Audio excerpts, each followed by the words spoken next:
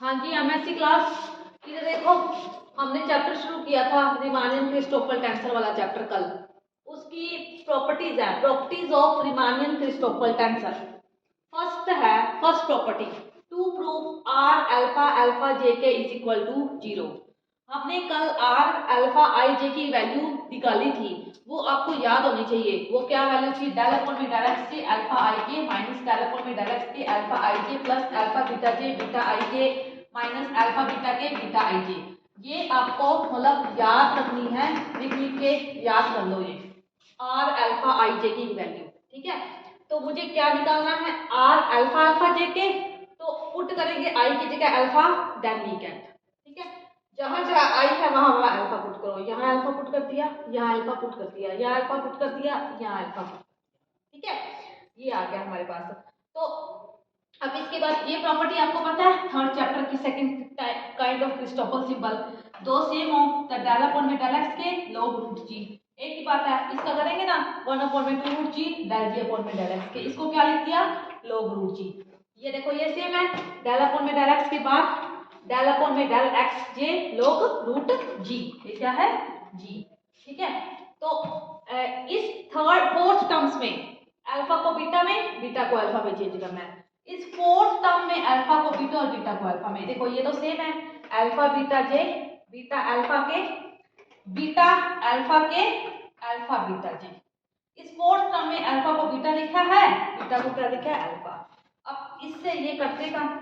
ठीक है, और ये बच गया हमारे पास डेल अपॉन में डेल एक्स के।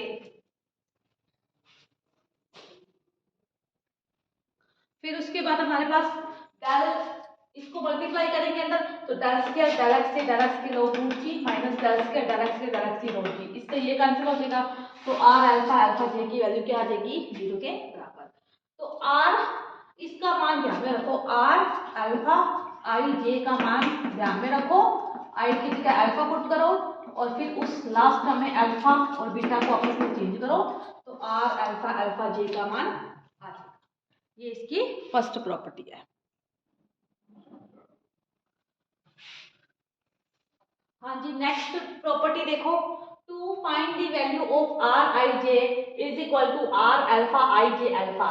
यदि कि फाइंड आउट करना है R alpha I J alpha की वैल्यू, तो R alpha I J K की वैल्यू आपको याद है, डेल अपॉन में del X J alpha I K minus del upon में del X K alpha I J plus alpha beta J beta I K minus alpha beta K beta I J. ठीक है, तो अब R alpha I J alpha है, तो के की जगह क्या पुट कर दो?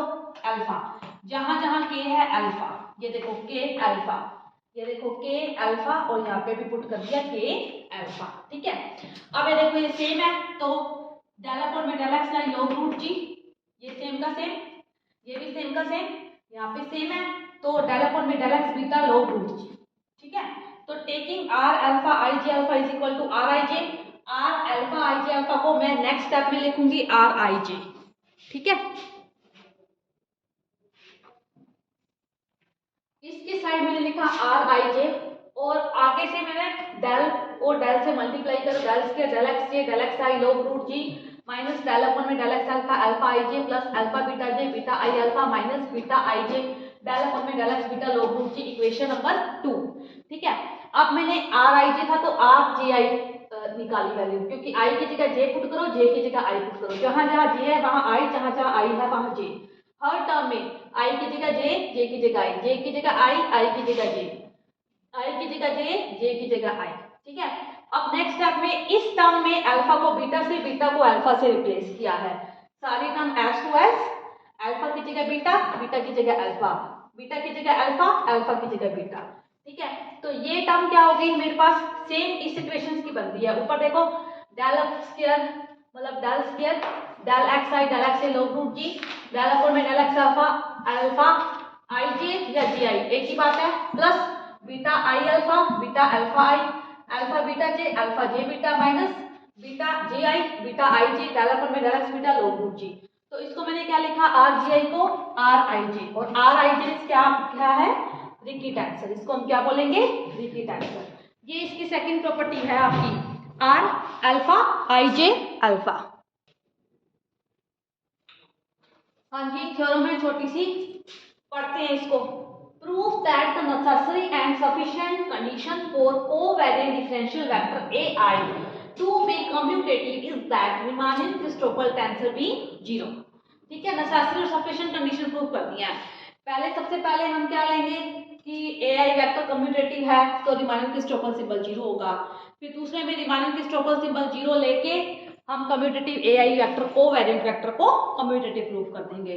प्रीवियस आर्टिकल में हमने बहुत बड़ा आर्टिकल पढ़ा था, AI, JK minus AI KJ is equal to R alpha IJ K A alpha, ये रीमानिंग क्रिस्टोफल सिंबल था, A अल्फा कॉमन लिया था इक्वेशन नंबर फर्स्ट। तो कम्यूटेटिव ले लिया कोवेरिएंट को, AI JK is equal to AI KJ, दोनों को बदल दिया, कम्यूटेटिव होता है ये। इनको बदला तो इसके टर्म में रखा तो ये 0 हो गया, R alpha IJ K A alpha. A alpha 0 नहीं हो सकता क्योंकि ये वेक्टर है, आर्बिट्रेरी का कोई भी वेक्टर है, तो R alpha IJ K is equal to 0, तो रीमानिंग क्रिस्टोफल टेंसर भी 0। ये क्या है, नेसेसरी कंडीशन। अब सफिशिएंट कंडीशन के लिए sufficient let R alpha IJ K is equal to 0, Riemannian Christoffel symbol 0 ले लिया, तो इसमें 0 लिया तो इक्वेशन फर्स्ट में यहाँ इसकी वैल्यू 0 रख दी, 0 रखी तो इसके बराबर आ गया, तो AI JK is equal to AI KJ के बराबर आ गया, तो AI कोवेरिएंट टेंसर जो है वो क्या हो गया, कम्यूटेटिव। ठीक है, ये है नेसेसरी एंड सफिशिएंट कंडीशन।